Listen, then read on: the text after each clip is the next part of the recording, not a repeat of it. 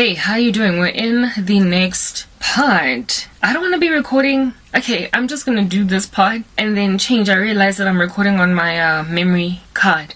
I want to record on my main phone and memory card is all glitchy. So we'll move on to the other part just now.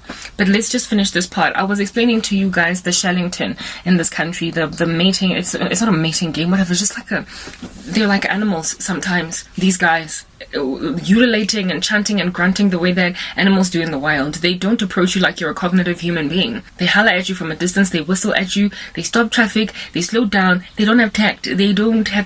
And the things that they use to try and get you in usually involve.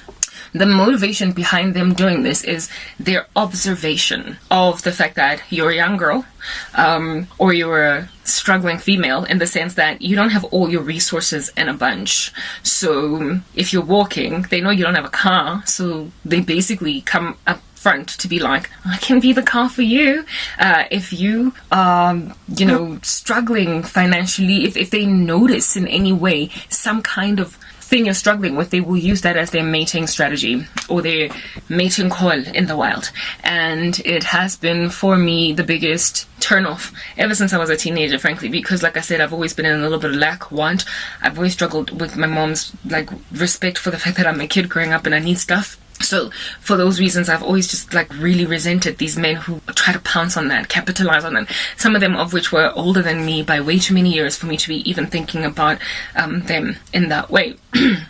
It explains really largely psychologically why I've never dated a guy that had much in his life. I've always just been with these broke oaks. Literally I dated broke oaks because they were safe. I don't know. They never had cars, they never had money, they never had anything. They lived at home with their mamas. I dated scrubs. I chose them because they were loyal. Anyway, whatever. I did not like guys with many things due to this thing, this phenomenon that I am explaining to you guys now. So now that I've highlighted to you guys that generally what these guys tended to have as a status quo was an observing eye to notice that a woman is struggling with something, then they only go in for the kill because of that. And largely for the better part of the time, they're not even trying to take care of her. They're not even trying to be noble, marry, take her out of the disquiet that she is in and be a gentleman and cater to her needs. They use that thing that she's struggling with as a carrot that they dangle in front of her, literally just for the one purpose of sleeping with her. So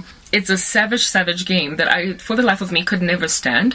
And as a kid, I've always, therefore, gazed upon these ululating guys, because that's literally what they are, from a distance, when they're hollering at you from that far, when they don't know you from above, so haven't gauged whether or not you're worth their while to pursue, and they're like, hello, sister and kid. I've always imagined them as ones who are ululating from a distance, whatever. Anyway, I've always gazed upon that activity with irritation, a great deal of irritation. I always used to be oh, gross, ew, no. And largely, I would always ignore them. Oh my goodness, there was this one dude that kept on following me slowly because there were no cars behind him, all the way up until I almost got home. And I told him that I was going to scream and yell and cause the neighbors to come out of their houses and to find out what's going on with this teenage girl if he doesn't leave me, because I didn't want him to find out where I lived. But he followed me for so long that I literally, he could have totally walked into the yard with me, or rather driven into the complex gate with me. But it was only at the time when I told him, I'm gonna make a show here in this neighborhood and neighbors gonna come out and they're gonna club you to death. You better be careful. I got uniform on. I got school uniform on. You be looking like a pedophile. Get out of my face type sit up thing. And it made the dude leave eventually. Alright? So I've always really just hated that kind of pursuit. I've always resented the living daylights out of it. I've never liked dudes in cars that pursue girls from inside their cars. I've never, if a guy cannot just come up to you and talk, have a decent conversation and from it gauge if it'll, if you can't be normal in how you pursue me, but you have to be like an animal in the wild, I'm not trying to do that. And in the black community, they pursue you like an animal in the wild with all different kinds of, vocal antics. Genesis, nice. Can't stand it. Anyway, now that you have that context, allow me to help you understand just how much it grieved me to do this, to allow myself to be one who responds to such mating calls. Anyway, usually I would just roll my eyes, ignore them completely, and if they don't leave me alone, threaten them with some kind of, vigilantic activity against them for daring, afflict with all of your unwanted pursuit a little girl. But this time I had to abide by it. I had to respond. Ooh, guys, yeah. Lord forbid. You know what, guys? I want to be a mom. I want to be a parent. And should the Lord grant me daughters, I just have this, plan to really shield them if I can.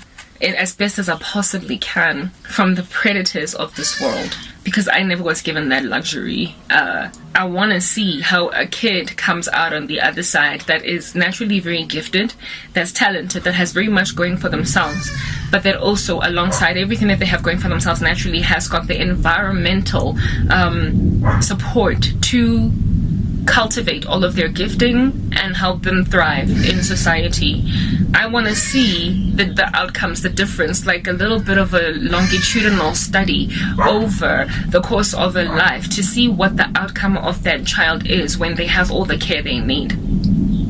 I am the control, case in the sense that I was a girl child with everything internally gifted by God, going for herself, but without the outward support. I want to see what girls would come out like. Should they come out like me, internally, gifted as richly as I am, but with support? What they can do, what they ultimately become.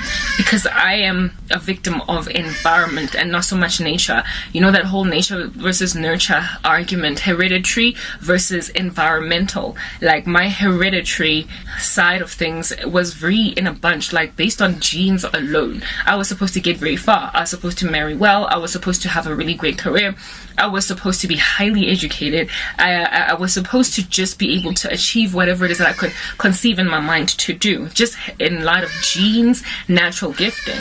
But environment plays such a massive role in literally landing me in a position to be absolutely nobody in life and to be languishing all the day long, and to be getting taken for granted of by so many random fools on the left and on the right. So I feel as if, though, if at all I'm going to do some kind of control study, not that I'm going to be making my kids guinea pigs, but I want to see what happens to girl children, boy children at all, when they have got natural giftedness because genes are working out for them. They've won that lottery. When you mix it with nurture, because I have seen people who naturally aren't that gifted, but because they have such great parents, they came out really tops on the other side. So I want to see what would become of kids like me that have real good parents. That's why I want kids. I also want kids because I'm just broody. I just want kids.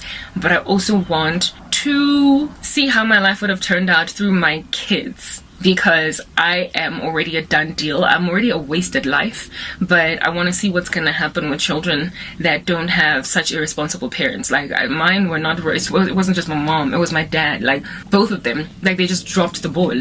However, I tried, irrespective of their irresponsibility, to do something on my own, but I was ultimately just wrenched out of my independence, my sturdy feet, and they subjugated me to the tyranny of being mocked by anyone who can laugh at me on the left and on the right. I got no support. So now today I'm just this byword to all of my community, because albeit hereditarily or naturally being very gifted and having a bright future ahead of me, I unfortunately was thwarted by environment. The ecosystem around me said, we don't think so. And guess what? They actually don't think so.